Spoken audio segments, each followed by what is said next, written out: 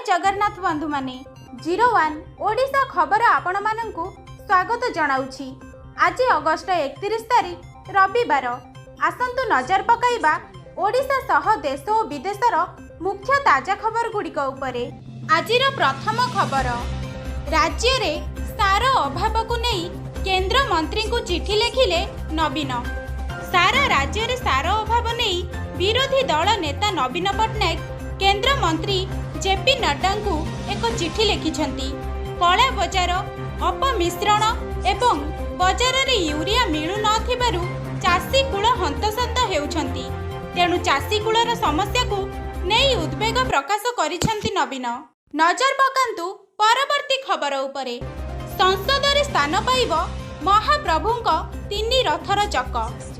एणिके संसद भवन रे स्थान पाइब महाप्रभु श्री जगन्नाथंक नंदीघोष, प्रभु बलभद्रंक तालध्वज और भौणी सुभद्रांक दर्प दलन रथर चक। स्वतंत्र स्थान रे सम्मानर सह स्थानित हेब रथ चक। ओडिशा ग्रस्तरे आसीथिबा लोकसभा बाचस्पति ओम बिरला पुरी श्रीमंदिर दर्शन पर श्रीमंदिर प्रशासनर प्रस्ताव को ग्रहण करिछंती। आजिर परवर्ती खबर, आईसीसी और लघु उद्योग भारती पक्षरु विकसित ओडिशा सम्मेलनी रे जोगदेले मुख्यमंत्री मोहन माझी।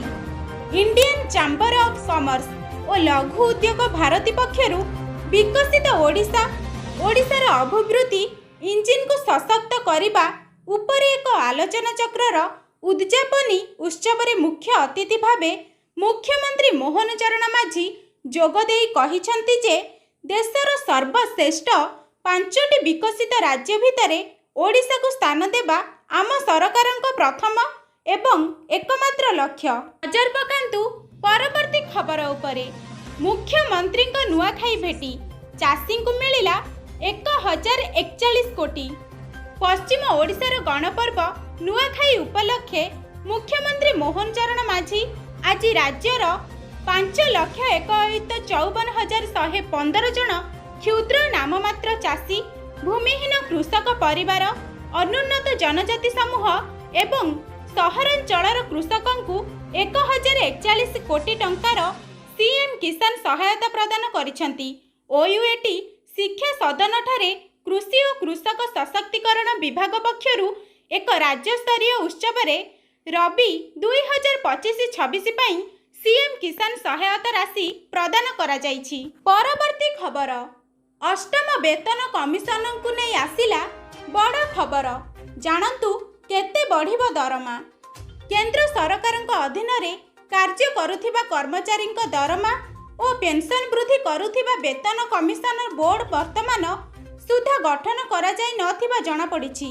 तेबे एही मामला सामना को आसीबा परे देशर केतेक कर्मचारी संगठन यह केबेठू आरंभ हेब ताहार तारीख जानिबाकू केंद्र सरकारक निकटरे अपील करिथिबा जानिबाकू पाइछु। परवर्ती खबर, राज्य रे सार अभाव पई सरकारी दायी। राज्य रे सारर अभाव को नहीं कृषक माने गुरुतर समस्यार सम्मुखीन हेउथिबा बेले बिजु जनता दल राज्य सरकार को एथिपाई दायी करिछि। दलर वरिष्ठ नेता तथा विधायक डॉक्टर अरुण साहू गणमाध्यम को प्रतिक्रिया देई कहिछंती वर्तमान राज्य रे सारर नियंट स्थिति देखा जायथिबा बेले सार बिक्री रे अनियमितता, कला बजारी और अत्यधिक दर वृद्धि चाषी कूल को हंतसंत करुछि। नजर पकांतु परवर्ती खबर उपरे। अक्टोबर 4 और 5 रे हेब पुलिस एसआई परीक्षा। ओडिशा पुलिस रिक्रुटमेंट बोर्ड पक्षरु आज पुलिस एसआई नियुक्ति परीक्षा तारीख घोषणा होईछि। जारी होइथिबा विज्ञप्ति अनुसार अक्टोबर 4 और 5 तारीख रे राज्यर विभिन्न जिल्ला रे एसआई नियुक्ति परीक्षा अनुष्ठित हेब। ओएमआर सीट जरिया रे लिखित परीक्षा अनुष्ठित हेब। पूर्वर सेप्टेम्बर 21 और 22 तारीख 2 दिन धरी एही परीक्षा हेब बोली स्थिर होइथिला। परवर्ती खबर, 7 वर्ष परे चीन माटी रे मोदी। जापान ग्रस्त सारी चीन रे पहुंचिले प्रधानमंत्री। सरिला जापान ग्रस्त, चीन रे पहुंचिले मोदी। 2 दिनिया चीन ग्रस्तर अछंती प्रधानमंत्री। जापान ग्रस्त सारी ସିଧା ଜିଆଙ୍ଗଜିନରେ ପହଞ୍ଚିଲେ ମୋଦି। 7 ବର୍ଷ ପରେ ମୋଦି ଚୀନ ଗସ୍ତରେ ଥିବାବେଳେ ଗଲୱାନ ସଂଘର୍ଷ ପରେ ଏହା ତାଙ୍କର ପ୍ରଥମ ଗସ୍ତ। ତେବେ 2019 ପରଠାରୁ ଆଉ ଚୀନ ଯାଇନାହାନ୍ତି ପ୍ରଧାନମନ୍ତ୍ରୀ। ଆଜିର ପରବର୍ତ୍ତୀ ଖବର, ୟୁକ୍ରେନର ପୂର୍ବତନ ବାଚସ୍ପତିଙ୍କୁ ଗୁଳି କରି ହତ୍ୟା। ୟୁକ୍ରେନର ପୂର୍ବତନ ବାଚସ୍ପତି ଆଣ୍ଡ୍ରି ପାରୁବିଙ୍କୁ ଗୁଳି କରି ହତ୍ୟା କରାଯାଇଛି। କିଛି ଅଜ୍ଞାତ ବନ୍ଧୁକଧାରୀ ଶନିବାର ତାଙ୍କୁ ହତ୍ୟା କରିଥିବା ନେଇ ରାଷ୍ଟ୍ରପତି ଭୋଲୋଦିମିର ଜେଲେନସ୍କି ସ୍ପଷ୍ଟ କରିଛନ୍ତି।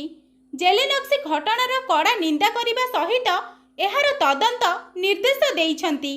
ଏହା ଏକ ଭୟଙ୍କର ହତ୍ୟାକାଣ୍ଡ ବୋଲି ସେ ଦର୍ଶାଇଛନ୍ତି। ଆଜିର ଅନ୍ତିମ ଖବର, ଜାପାନରେ ମୋଦିଙ୍କୁ ଏମିତି କହି ଡାକିଲେ ଲୋକେ, ଶୁଣିଲେ ହେବେ ଆଶ୍ଚର୍ଯ୍ୟ।